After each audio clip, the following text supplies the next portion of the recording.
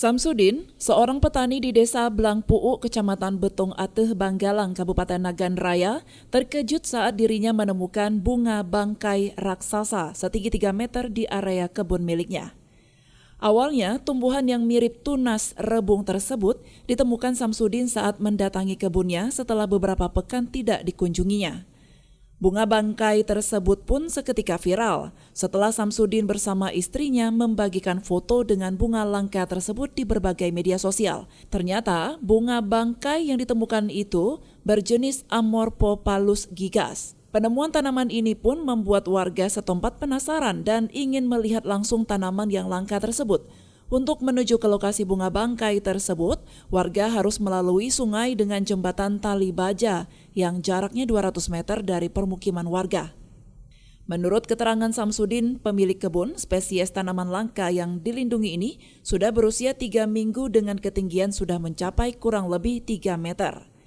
Pertemuan pertama kali kita lihat kayak apaan ini, sepertinya kayu atau gimana tuh, tunas tuh. Kita pikir apa, jadi 2 minggu berselang udah mekar kayak ini. Jadi kita belum tahu juga apa, tapi ada juga orang bilang itu bunga bangkai. Lebih kurang ya 3 minggu lah.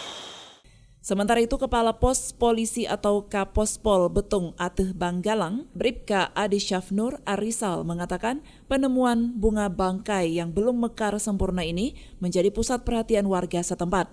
Pasalnya tanaman ini sangat jarang tumbuh dan mekar. Pihaknya juga telah memasang pengamanan agar tanaman yang dilindungi itu tetap terjaga. Kalau kami melihat ini luar biasa ya. Jadi ini penemuan pertama di Betong Ateh Banggalang.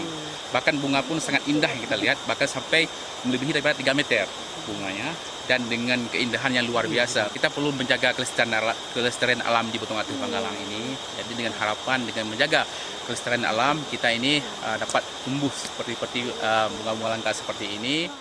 Dari Nagan Raya, Orian Saputra melaporkan untuk Puja TV Aceh.